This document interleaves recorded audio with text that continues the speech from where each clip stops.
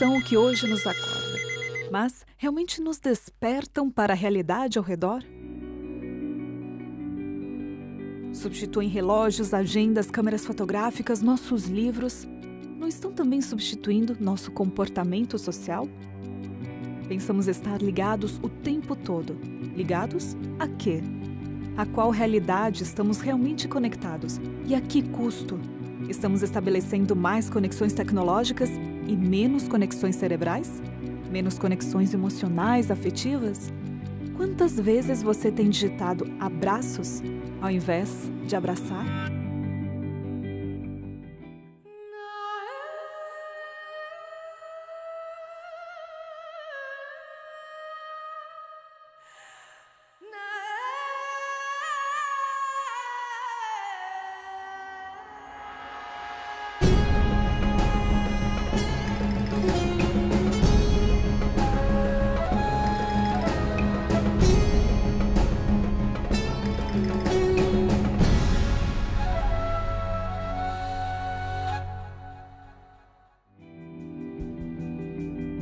Internet, mídias digitais, redes sociais, smartphones, sem dúvida, facilitaram nossa comunicação como nunca antes havíamos imaginado, de maneira tão mundial quanto instantânea. Mesmo com todos os benefícios que nos trouxeram, não há como negar que hoje eles ditam nosso ritmo. O número de dispositivos móveis está crescendo 5 vezes mais que a taxa de crescimento da população humana, multiplicando-se 5 vezes mais que nós mesmos. Oficialmente, há mais aparelhos celulares ativos do que pessoas em nosso planeta. Em 3 décadas, passou de 0 a mais de 7 bilhões. A inclusão em redes sociais nos celulares cresce 23 vezes mais que a própria sociedade. É talvez o fenômeno humano de maior expansão da história. Já foi dito que nunca nenhuma tecnologia nos impactou tanto. As pessoas hoje vivem sempre conectadas, mas não simplesmente conectadas. Existe uma sobrecarga de informação, uma sobrecarga de conexão, de tal maneira que ela não consegue se desconectar, se desligar disso. A gente observa isso de diferentes maneiras, em diferentes ambientes e situações, onde antes isso era impensável. Me dá pena ver a los jóvenes haciendo texting, sentados a poca distancia de sus amigos, a quienes le están haciendo texting.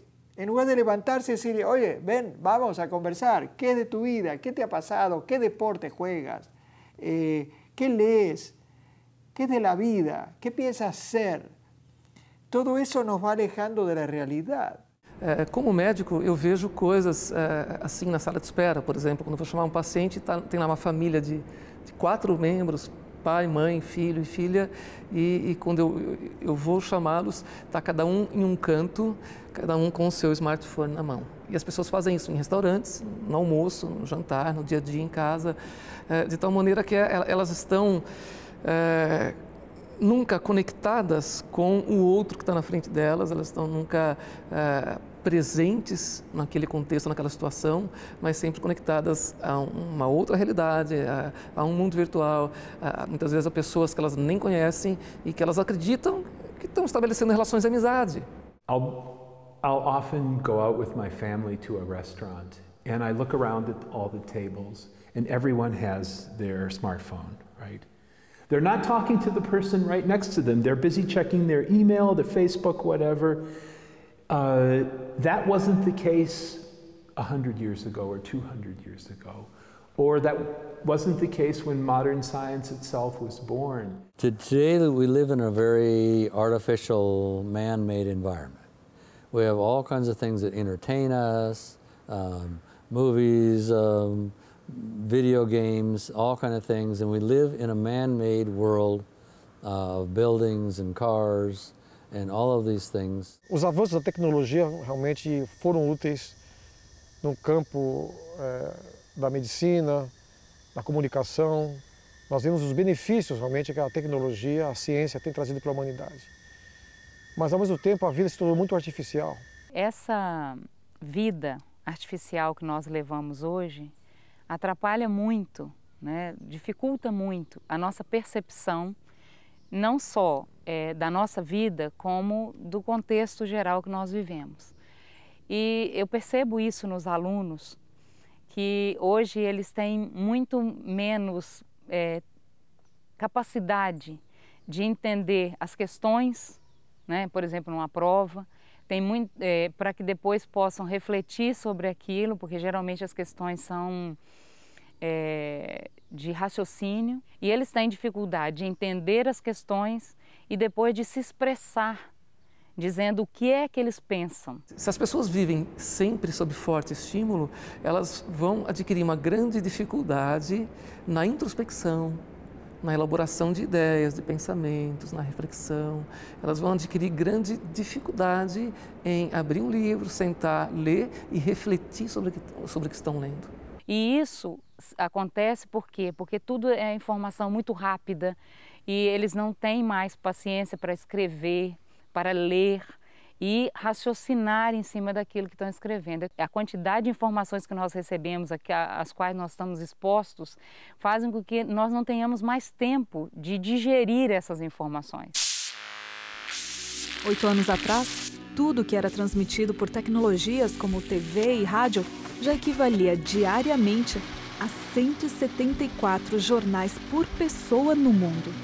Imagine então hoje, em que cada dia 30 bilhões de mensagens são enviadas pelo WhatsApp, mais de 8 bilhões de vídeos assistidos a cada dia no YouTube, 70 milhões de fotos postadas no Instagram, mais de 200 bilhões de e-mails enviados.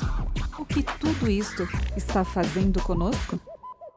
Eu atendo e trato no consultório pessoas que sofrem com o transtorno do déficit de atenção, que é um problema que vai provocar graus diferentes de prejuízo em cada um na sua capacidade de atenção sustentada nas tarefas, de concentração, o que acaba trazendo prejuízos para tarefas como leitura e estudo. Mas é interessante perceber que o déficit de atenção não é a única coisa que prejudica esta capacidade nas pessoas. Como elas estão sempre vivendo sob forte estimulação, né, elas buscam estar sempre conectadas e estimuladas, né, pessoas não conseguem esperar hoje por 5 minutos sem tirar um smartphone do bolso e jogar algum joguinho ali hiperestimulante e tal. E na hora de dormir, o que elas levam para a cama? Um livro? Não, ninguém mais leva um livro para a cama. Levam um computador, um iPad, um smartphone e muitas vezes ficam sob forte estimulação, coisas que estimulam o cérebro em vez de ajudá-la a desacelerar nessa hora. E que prejuízos isso vai trazer para a capacidade de reflexão da pessoa? Muitos. De umas 3, 4 gerações para cá, realmente muitas coisas aconteceram. Inclusive alguns tipos de doenças são características dos dias de hoje. Depressão, né? Fobia de tudo, né? E outras doenças do mundo moderno. Nós estamos num ponto de transição. Na nossa sociedade atual, estamos caminhando para uma sociedade totalmente tecnocêntrica. As pessoas estão olhando não mais para si, muito menos para a natureza, estão olhando para informações, principalmente informações via computador, via celulares, tablets. E a dificuldade é justamente levar o homem a olhar não só para si, mas para o seu redor. Da pena que muchos de los jóvenes de esta generación están tan enfrascados con los juegos digitales, con las imágenes, con las computadoras, que se van alejando.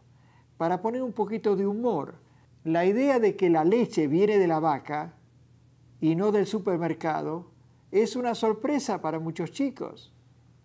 Nunca vieron una vaca. La idea de que el pan viene del trigo que ha sido cultivado por agricultores que nosotros ni vemos, es otra realidad. No, el pan viene ya con celofán cerrado en sí mismo. Muitas praticamente não vão a campo. Há anos tem pessoas que nunca viram uma galinha, nunca viram um porquinho. Tem pessoas que não olham o céu à noite, há anos vivendo em grandes cidades, com grande iluminação, não tem como perceber, não tem como contemplar. De fato, um dos mais respeitados intelectuais do Brasil, o psicanalista e pedagogo Rubem Alves, já havia escrito 15 anos antes de sua morte. Há crianças que nunca viram uma galinha de verdade. Nunca sentiram o cheiro do pinheiro. Nunca ouviram o canto do pintacilgo.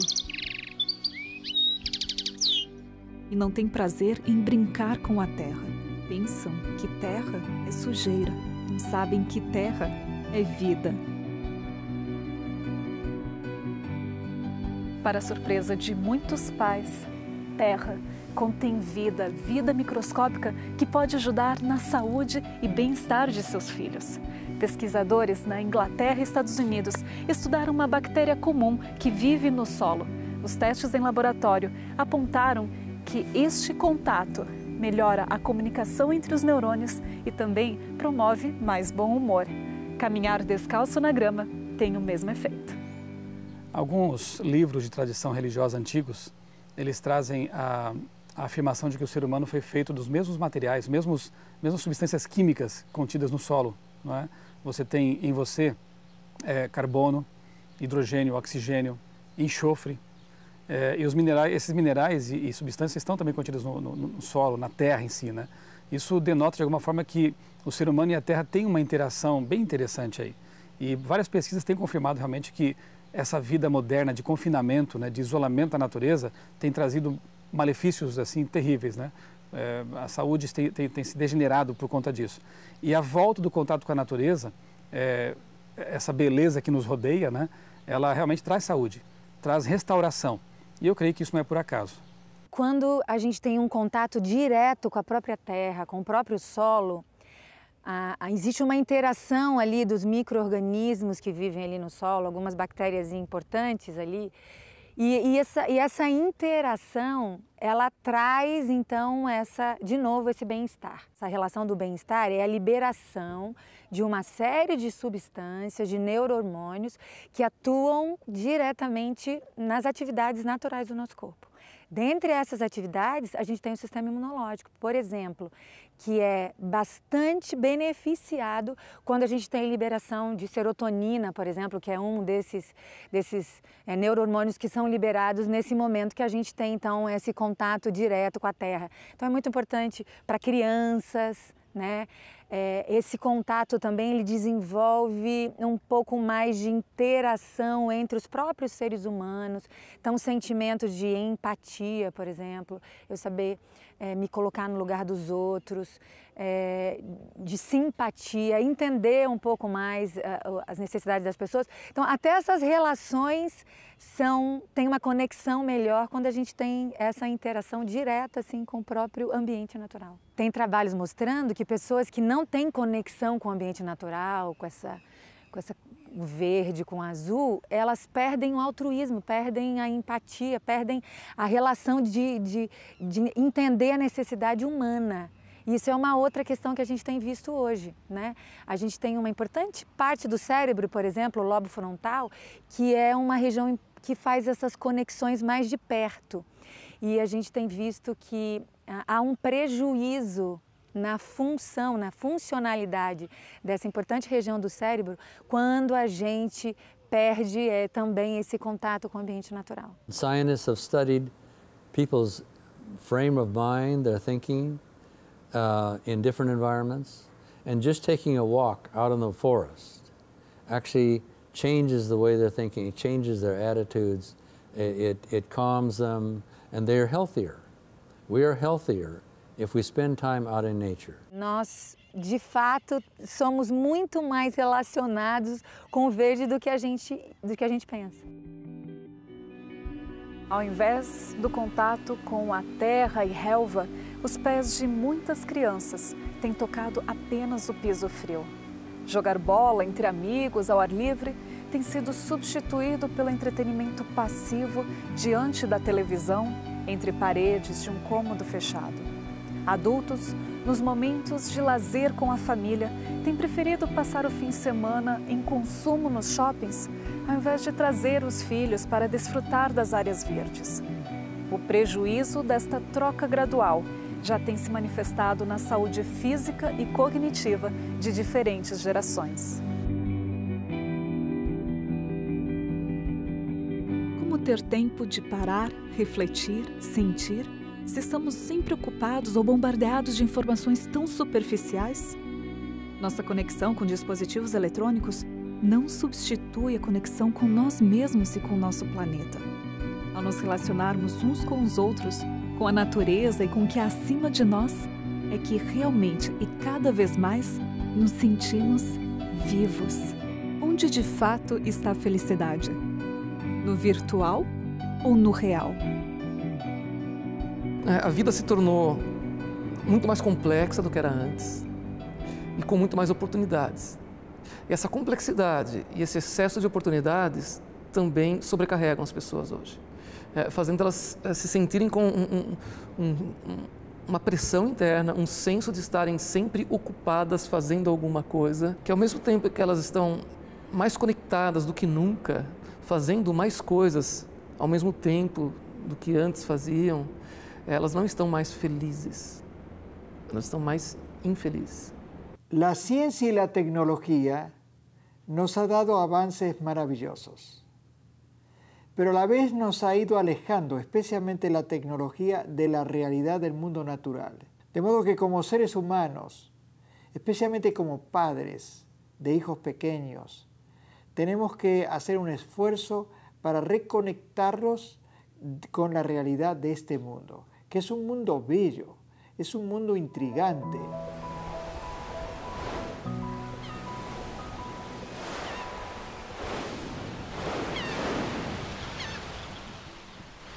O barulho natural traz para você tranquilidade, traz para você um bem-estar, traz para você sentimentos que reduzem a sua ansiedade, o seu estresse. O contrário, esses ruídos urbanos, eles então vêm trazendo esse contexto de redução da cognição, aumento de ansiedade, mantém níveis de cortisol, que é um hormônio do estresse. Hoje a gente também sabe isso, que pessoas que vivem em zonas urbanas mantêm esses níveis desses hormônios acima dos que seriam indicados. O ser humano é extremamente adaptável. Nós nos adaptamos tão bem aos ambientes que muitas vezes deixamos de perceber o quão insalubres eles são. Pessoas que vivem em grandes centros urbanos deixam de se dar conta como o ambiente é barulhento, poluído, né? Cheio de estímulos que distraem a atenção e também vão contribuir para a dificuldade de refletirem sobre si mesmas, né? E imersas nesse ambiente caótico e barulhento, sim, elas vão ter dificuldade em perceber como esse ambiente lhes faz mal. Eu creio que devíamos pensar na possibilidade de dedicar mais tempo, até nos mudar. Alguns, inclusive, de maneira inteligente, estão fazendo isso. Trabalham nos grandes centros urbanos, mas a sua residência é retirada, afastada, para ter esse contato com a natureza. Isso traz benefícios incalculáveis para a mente, para o corpo, para a saúde em geral. É saudável sair desse ambiente e ir para um ambiente mais natural, em contato com a natureza, em que ela possa desfrutar e usufruir do silêncio, da quietude e da beleza proporcionadas pela natureza.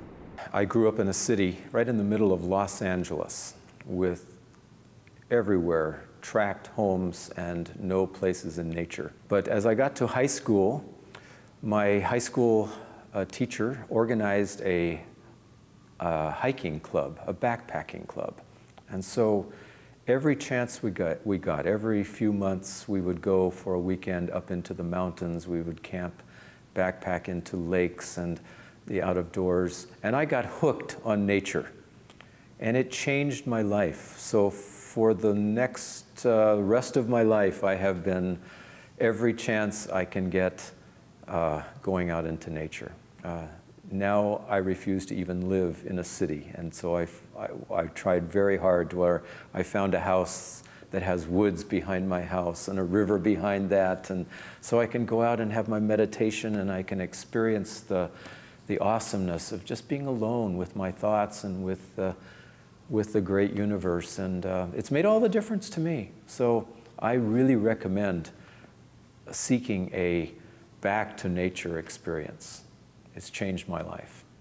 Isso é uma coisa que a gente precisa, é uma necessidade natural. E isso traz uma qualidade de vida diferente para as pessoas que têm essa oportunidade. Essas pessoas automaticamente têm menos dificuldade com depressão, menos dificuldade com estresse, com ansiedade, e naturalmente elas são mais longevas. Então elas chegam elas têm uma expectativa, a vida delas é prolongada com qualidade de vida. Então, vários trabalhos mostrando em populações que têm contato direto com o ambiente natural, a luz solar, o ar puro, o exercício físico, o quanto que há um ganho na qualidade de vida e, consequentemente, na longevidade. As populações identificadas como longevas no mundo, elas têm essa conexão próxima com o ambiente natural. É a questão da gente se permitir ter tempo para desfrutar de coisas que nos são agradáveis, como apreciar a beleza de uma flor. Na época que, por exemplo, os ipês estão florescendo, eu faço questão de passar nas ruas onde eu sei que tem várias árvores florescendo, porque todos os dias eu passo ali e vejo aquele cenário lindo. Então não precisa de você sair de onde você vive, ir para um lugar longe, viajar quilômetros para apreciar a natureza. Mesmo nas grandes cidades nós temos algumas áreas, né, mais verdes, áreas arborizadas, ou mesmo nas ruas comuns do seu bairro. Passe e olhe, preste atenção para ver se tem alguma árvore florida, algum pássaro, né? Se permitir desfrutar disso e assim se fascinar com um passarinho saltitando no jardim, se alimentando de alguma fruta, né? Assim, admirar e se fascinar com as cores, com a brisa, com o céu azul, né? E ver a lua. Às vezes nós estamos tão dentro de casa, chegamos às vezes já à tarde, cansados, e não temos oportunidade, não nos permitimos observar a beleza da lua. E assim, observar isso é muito importante para a nossa qualidade de vida, porque aí nós vemos que nós fazemos parte de um contexto, que não é só construção, só prédios, só o escritório, a sala de aula, o seu local de trabalho. Existem outras coisas que compõem a natureza, que fazem parte da vida que nos rodeia, né? Nós fazemos parte disso.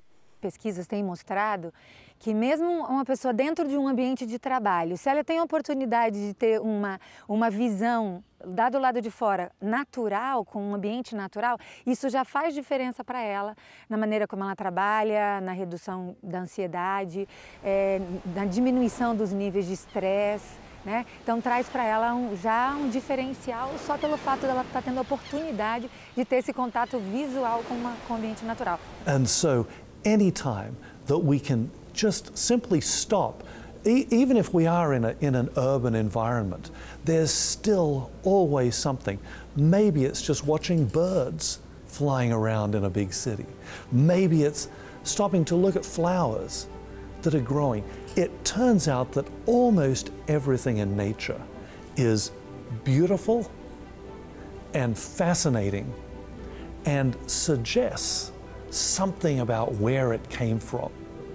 Sentir, enxergar, cheirar, ouvir.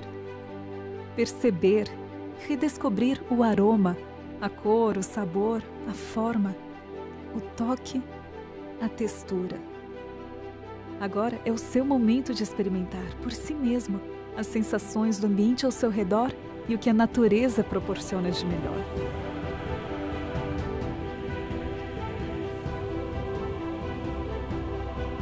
Admire cada pôr do sol e viva com toda a plenitude que este significado pode trazer. Parece que existe algo que nos atrai à natureza, parece que a natureza tem aspectos complexos e profundos que nos despertam a curiosidade para compreender em maior profundidade. Parece que a natureza ela tem coisas belas que foram feitas para serem apreciadas. Parece que eu existo para apreciar essas coisas. Essa interação precisa ser pensada de maneira mais séria e mais dinâmica. Porque a natureza me faz bem? Porque eu me sinto bem quando estou realmente num lugar como esse. Será que todo esse ambiente natural está aqui por acaso? Será que ele, tão perfeito, tão próprio, tão adequado para todas as necessidades do ser humano, ele apareceu sem propósito, tanta perfeição, tanta adequação com as necessidades do ser humano. É realmente uma coisa impressionante e que chama atenção. A natureza, de fato, é uma fonte de inspiração, não é a única, mas é aquela fonte que nos leva a perguntar de onde apareceu isso. Isso veio do acaso. As grandes perguntas sobre origens começam justamente da contemplação da natureza.